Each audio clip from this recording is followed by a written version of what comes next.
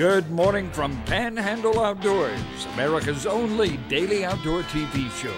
Your source for fishing, hunting, and information for folks who enjoy the great outdoors. Now sit back, relax. It's Panhandle Outdoors.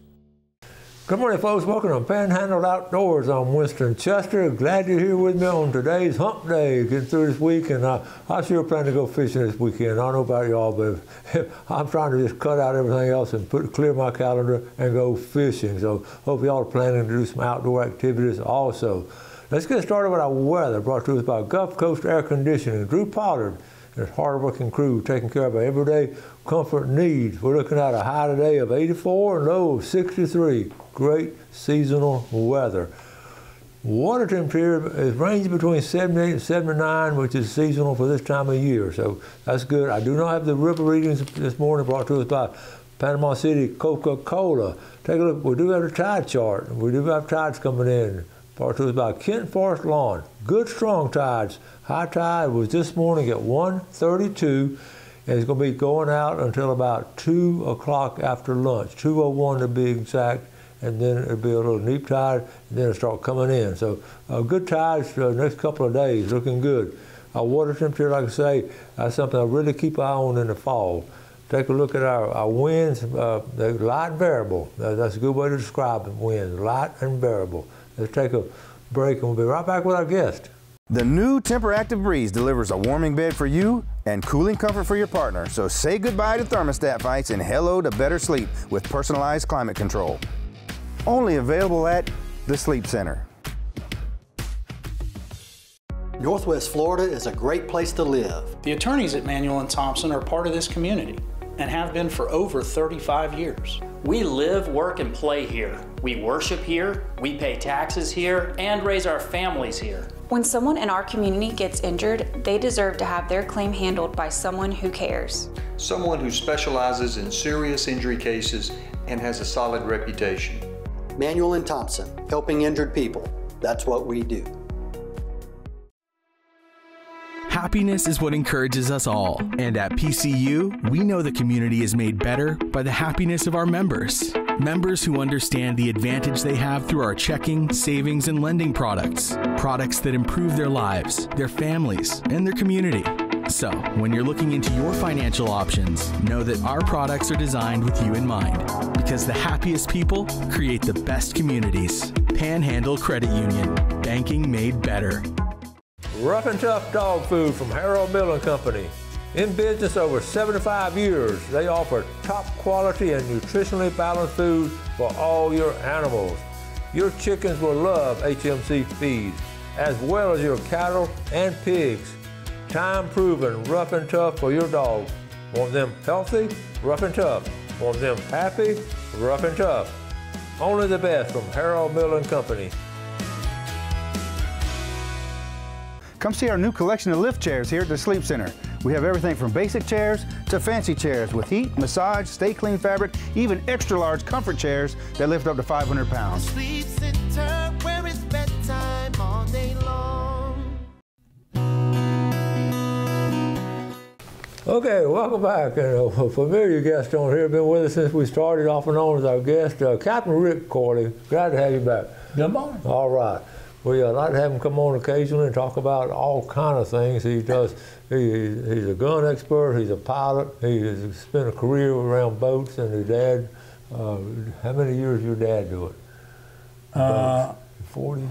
No, he started in 1918 as a cabin boy, and he retired at the end of 2000. Okay, from 1918 to 2000, that's what, 80 some years. Yeah. That's an amazing career. So I love to have folks, that's been there and done that, and that's why I always ask. If you remember the old saying that Ellis Forehand used to use.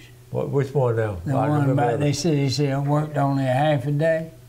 Well, he borrowed that from my dad. Okay. And I never will forget when he was building the Chattahoochee Princess, the stern wheel to go up there to Columbus. They interviewed him because I had to go to Africa, take a ship over there.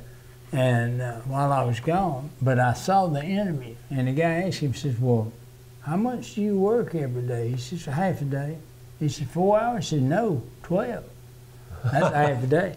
12 by 24. And when they used to ask Ellis beforehand, that's what he said. But Ellis and Dad were real good friends. And I remember the first time he ever said, he said, Tom, can I use that? He says, absolutely. That's a good one. Yeah. And they didn't have a clock to punch. They just kept working really, and there's so much truth in that. Well, they grew up during the Depression, and then we're in World War II. You didn't have a choice. I mean, you know, you had to go. You had to do. I remember Daddy telling me one time he was laying hardwood floor for 10 cents a square. Wow. 10 cents a square. That's 100 square feet of wood. That's a hard work. Yeah. Well, the old turpentiners, they got out of woods, and the old boat builders, and they just worked. I remember doing a book and talking to those guys like Mr. Moats and all of them. They were just. Do you remember old Teddy that used to be in the park? I do. Tell the folks who Teddy was. Teddy was on a schooner that ran aground between the pier at the park and the West Jetties in 1920. Late 20s, I don't remember exactly when. 100 years ago. Yeah, it's been over 100 years ago. But anyway, or at least 100 years ago. But he wound up, he was Swedish, and he didn't speak a lot of English, and he was a pretty rough-looking character.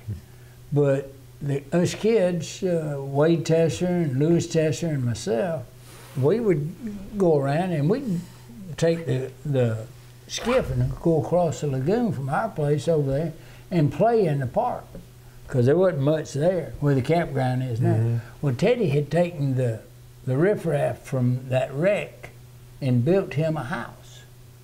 Well, when they made it a park, he was grandfathered in. Now, he passed away in mid-50s. I don't remember exactly when. I think it was like 56, 57.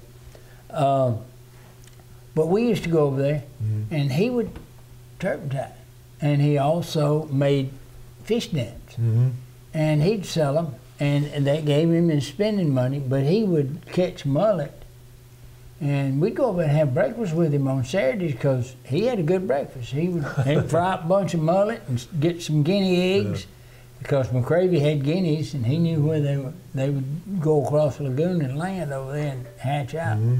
So he had guineas over there, and he'd get guinea eggs and cook them up, and of course fatback and sorghum syrup and cat head biscuit. And I tell you what, it was a good breakfast. We went over there. Yeah, you know, I mean, this is right here, Grand Lagoon State Park. It's not in the South Pacific or whatever. No. We had a guy that was shipwrecked and lived on the point there. And he didn't, back then they didn't have the good communication when he got shipwrecked, and then he got to liking the people around there. And of course, he didn't speak a lot of English, but us kids, you know, we managed to communicate. Teddy Tolliferson, I believe. Yes, it was. And I pronounced the last name, but I'd heard, I didn't know him, but I heard all these stories about him. Well, they've been a fascinating person to have interviewed and done a book about. Because you imagine living there. Think about it. You know, you build. He's in a foreign country. Yeah, in a foreign country. Then you got all these bugs and all these snakes and all these hurricanes coming in and all kind of, and you got this little structure that you built right there where the center of the state park now. That was. It's if you go into the park, it's at the west end of the campground. There is where he was. It's almost to venture out.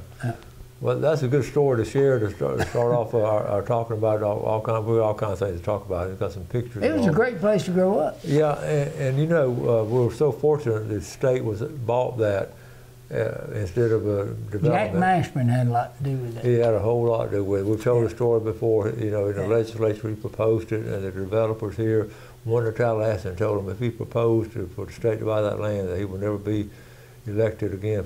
And he didn't. He got beat. But he stood by his word. There's a little plaque out there. I got that story on tape. He stood by his word. He said the people should have that property and not developers and all that. And that's why you know, men have to stand up and do stuff like that. So, okay, let's take our break and we'll be right back. Realtime Fisher's Seafood Restaurant and Market on Highway 22. Fresh, delicious seafood cooked daily, shrimp boil, oyster bar, steam bar, and now featuring fresh barbecue smoked on-site chicken, pulled pork, and we'll cater large groups. Check out the seafood market with a great selection of some of the freshest seafood around. Friendly service, great food at a reasonable price. Realtime Fisher Seafood Restaurant and Market. Hello, my name is Daniel Cole, and I own Cole and Associates Marine Surveyors, where we specialize in doing in-depth surveys on marine vessels of all types, be it metal, fiberglass, power, or sail. I am a professional marine surveyor, both qualified by NAMS and SAMS, and an associate member of IAME. Remember, for all your marine survey needs, call Cole & Associates Marine Surveyors, 850-774-1899. BJs Marine Service. With over 44 years in business, they're dedicated to offer you the very best in marine service. BJs Marine will repair any marine motor. Dependable and experienced. They won't be satisfied until you're satisfied. Local business that is family owned with a tradition of excellent service. Trust your motor to the best. BJ's Marine, 1317 Transmitter Road. Hi, I'm Wendy Chester Woodrick, and I would love to help you finally understand Medicare. Medicare can be confusing and it can feel overwhelming. I'm an independent agent and I'm contracted with several different carriers. So my goal is to make sure that you understand your options and help you decide what is best for you. So whether you're considering a supplement plan with Original Medicare or a Medicare Advantage plan, please give me a call or send me an email. I would love to help you.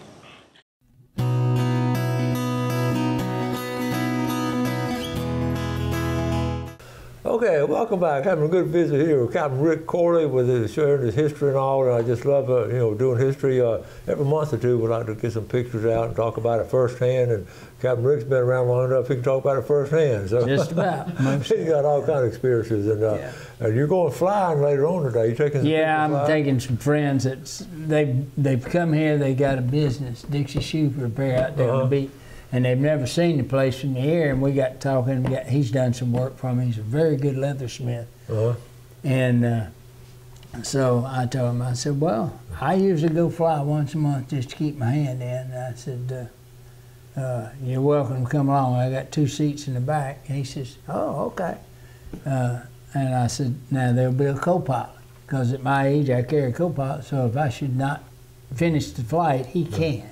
Okay. At my age now, you never know. So y'all just gonna leave the airport, just make a big we'll take off and make a left turn and go down 79, make a left turn at the Gulf, go down about the pass, make a left turn, and come back up the bay, and then come into the airport again. All right. And I might do a couple touch and goes just to keep my hand in. Okay. Well, y'all have a good flight. Oh yeah, it's a beautiful day for it. We always every time we're on here, we like to talk about those stern wheelers because they're still fascinate me how they propel up the Mississippi River, the Apalachicola River. There's some advantages to them. Yeah, it made a lot of sense, didn't it? Yeah, no, they really, they don't steer as good, but they are actually push stronger, and they literally, if you have a log come down and go through a propeller, it dings the prop. Now you got to go to the shipyard and fix it. If it goes through that paddle wheel like that, it might bust a bucket. Well, look at this first paddle wheel here. This one was Vicksburg, Mississippi. You knew about this one. That's the Sprague. Yeah, my dad ran that ship. Your dad ran this one? Yeah, that's the old Sprague. That's one of the biggest stern wheelers ever built. So if a log came through it, it'd just be in one of those? It might bust one of those boards in there, and you just go back there and stop, roll the wheel up, chain it off, go back there and walk out, take it out and put a new one in, go back, unchain it, and keep going. Was this built over in the Mississippi shipyards, or do you remember where it was built? She was built in St. Louis. In St. Louis? Yeah. That's interesting. And they just brought it down to Mississippi. Yeah, brought it down. Well, she ran the Mississippi River. In fact, she ran the biggest tow ever moved on the river until back in the 80s, the Robert W. Kyle moved 88 barges. She had moved 80 at one time. Now, each barge is 195 foot long by 35 foot wide, and at 9.5 foot draft, they got 1,575 tons in each barge. And it's just like that one I showed you. Okay. That's the galley on one of the new modern day. This is a newer towboat. one now. This Yeah. so it's pretty fancy. You got the mixer up there. You make you a cake while you're out there. Well, you got usually you got a crew of 15 on a line boat like that, and so you got 2 cooks, and they works. There's a guest lounge. Yep. Cool. You wouldn't think it'd be that fancy. Oh yeah. So here you're talking about this barges. There's 54 of those barges, and that's an Ingram line boat. And my mother was an Ingram. That's the Ingram shipbuilding, the legendary folks in shipbuilding. Yeah. Shipyard. So each one of those weighs how much? Well, we totaled it up. That's 103,000 tons right there moving, and it's coming southbound. So he's probably doing about. He's averaging about 10 miles an hour. 10 miles an hour. But the thing is, he's hauling coal and grain. The covered barges are grain and the others are coal barges. We figured it out a long time ago with the American Waterways Association, did the calculations. They can literally move a bushel of coal or wheat, or whatever, from St. Louis to New Orleans cheaper than you can mail a first-class letter. Is that right? Yeah, that's because of the efficiency. You get so many on there, and so much weight. You got so much weight and all, and the thing is, now it takes them for a 30-something barge tow like that. It takes them about 5 days southbound. Well, it'll take you a week for a letter to go from St. Louis to New Orleans. They ought to be hauling the mail too. Yeah. They actually would be a little bit quicker. But that is the best boatman in the world. I've run big ships and I've run big tows. And a big towboat operator can teach people to do things with a boat that nobody else can do. That's got to be challenging to have that much weight in front of you, that many barges. You better know what you're doing. You got the flow of the river, you got the wind, you got the boat traffic. Well, the wind works on you with empties. When you're loaded, you got so much weight, the wind's immaterial. Yeah, it's the current that messes with you. And if you're coming down and you're going around a point, and sometimes those points have wash-throughs. And just as you get down there thinking you're just going to drive around the bend, this suction from that will get you, and if you're not prepared for it, it gets interesting in a heartbeat, as they say, because it'll try to suck you into that little ditch, and you can't go that way. You have to go around the point way. Okay, of course, you've been all over the world doing different things. Oh, like yeah. that, and, I've made 8 circumnavigations of the earth as a ship's captain, and I've run at least one time every navigable waterway in the United States to the head of navigation. What would you say is some of the most difficult areas to operate a big boat in? 2 of them. Number one, if you got 2 barges and an 800-horse boat, the Apalachicola is really difficult. Is that right? Yes, Here locally, right? Here locally, yeah. Yeah. Now the worst is the Warrior River on the Tom Bigby Warrior going up to Birmingham. The Warrior section of that river from Demopolis up to Birmingham. If you can run that with a 2,000 horsepower boat and 8 barges, you can do anything you want to with a boat. It's brutal. It's the highest insurance cost for any towing company because if you miss, it's rock. That river's mostly in rock. Okay. And so you don't run up on a sandbar, you run up on rock, and it'll knock a hole in something. The other is the Missouri River because of the current running so hard. From Kansas City, Missouri to St. Louis on the Missouri River is a handful with 9 with a 3,200 horse boat because you got so much current and there's no locks. So whatever you're getting with high water, you got it all. How did Lewis and Clark do that back in the day? You ever think about how they were going upstream? Well, look can you imagine going west in a covered wagon, especially when you get to places like the Sierra Nevadas and the Rocky Mountains? Yeah, but they only worked half a day though. They went from sun up to dark. Well, sometimes they went 24/7 because they had a timeline that they had to get out of the mountains.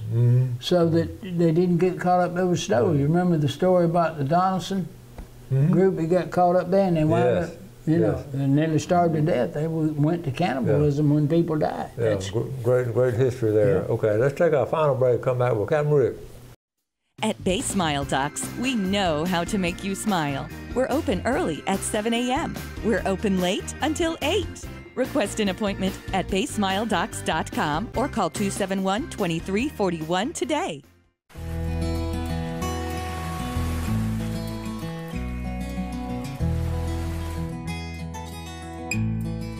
Empire Real Estate of Florida, making your real estate dreams a reality throughout the Panhandle and more. If you're considering buying or selling real estate, please call 850-247-8868.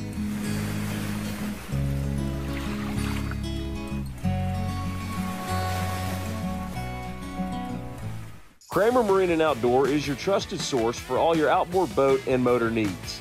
We carry Skeeter Bay boats, all-wheeled aluminum boats, and have the largest selection of outboard motors, parts, and accessories in the area.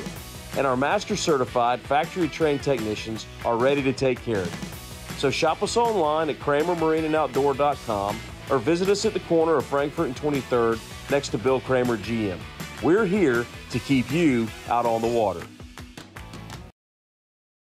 My name is Walter Woodrick, and I am a certified financial planner practitioner at Woodrick Financial in Port St. Joe, Florida. I do business through LPL Financial, the country's #1 independent broker-dealer. I would love to meet you. There's no cost to chat. The financial plans I create for clients really help bring clarity and perspective. You can call, text, email, or stop by. Just Google Woodrick Financial. At Bas Mild Docks, we know your time is precious. That's why Bas Mild Docks opens early at 7 and we're open late until 8. Request an appointment at basmildocks.com or call 271-2341 today.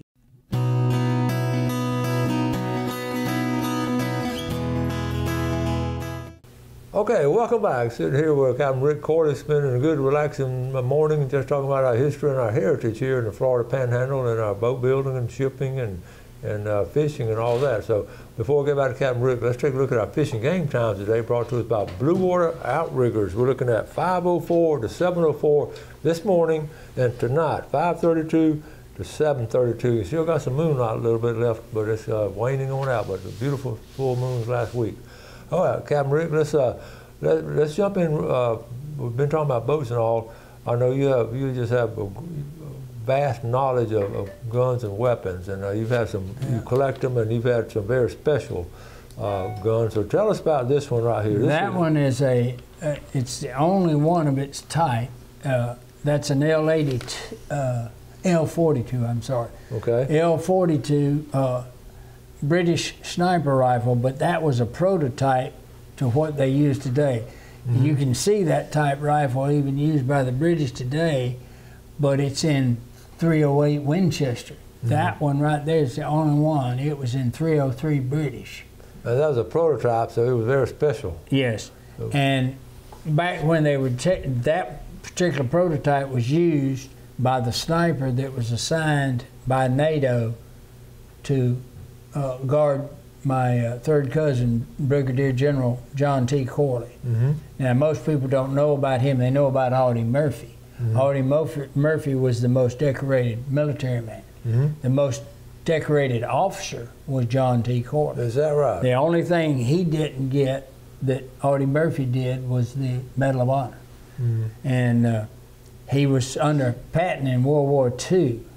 And then he was the guy in the movie you saw when Patton says, "You're fired and you got 3 hours to do this, mm-hmm. or I'll fire you too." Well, he was talking about Colonel Corley then, and he was going, it wasn't like it was in the movie. That was liberal Hollywood doing their take on it. Actually, it was when they were doing that from Sicily to Anzio in Italy. They were coming from Sicily over to Italy.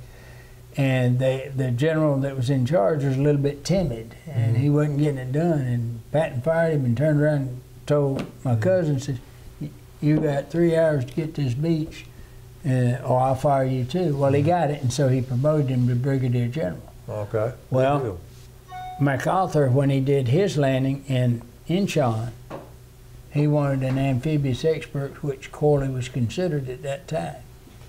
So he requested him. Well, after he got through, he went to Fort Benning and started the Airborne Ranger School at Fort Benning. And I went through that training.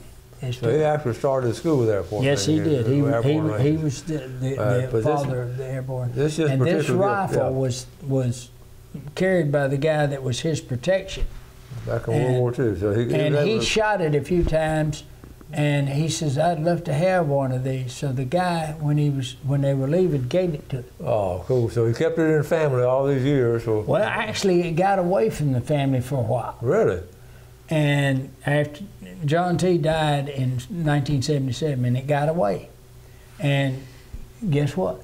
You tracked it down. Daniel found it, got it as payment because the guy couldn't pay him for some work. Said, "Well, I'll give you this." Daniel says, "Okay, I got somebody that might want it." So Daniel called me, and I said, "Yeah, I'd like to." Well, then I got it, and I started looking at things. And I thought it looked a little familiar, and so I called the curator at Fort Benning. And I told him about it. He said, "Yeah." He says, "That's the rifle." My goodness. Now, that's a small world. It is something. So I got it, and I'm not going to tell you what it's worth. Fort Benning would like to have it, but I won't. No, it stays right here with the family. And now, speaking of Fort Benning, there was a museum up there. Yeah, nice museum. Yeah, there's the Infantry Museum there, and it's a great one. And my dad had a lot to do with that. Yeah, that's cool. He set it up before he passed. And my brother has still, I think he's on the director's board up there. Are you still getting, I know you're not running paddle wheels, but you're still getting to fly. You're still getting to shoot pretty regular. My license expires in September of 26, and I won't renew it. You're not going to renew it? No, it'll be in continuity then. Yeah. I'll still be licensed, but I won't operate because it's expired. But it is what they call in continuity. I set it up that way. Oh, good deal. And right now, all I'm holding is a 200-ton master. Because that's big enough to run anything in Panama City other than a ship, and I'm not going to do that.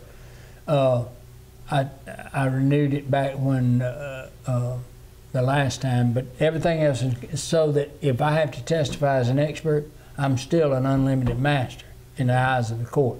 Okay. And that's what I do now as expert witness. And you have been called on regular occasions on yes, being an expert witness on it. So. Well, Captain Rick, we'll have to start winding things down, and we'll have to go shooting. I'm gonna come listen to you on the 28th at the Historical Society. Awesome. Yeah. Looking forward to it. Looking forward to having They meet at the library, and I think it starts at 7. 6. Okay, I'm on. But it's great. I'm on. Then I might let you say a few words too, but I don't know how much time we have. Speaking of time, we're out of it. Thank you, Captain Rick. Absolutely. Y'all do something good for someone else today. Have a great day. Enjoy the outdoors. Take care of it, and God bless. Thanks for watching America's only daily outdoor TV show, Panhandle Outdoors with Winston Chester, featuring hunting, fishing, and other activities and information to help you enjoy the great outdoors. Join us next time for Panhandle Outdoors.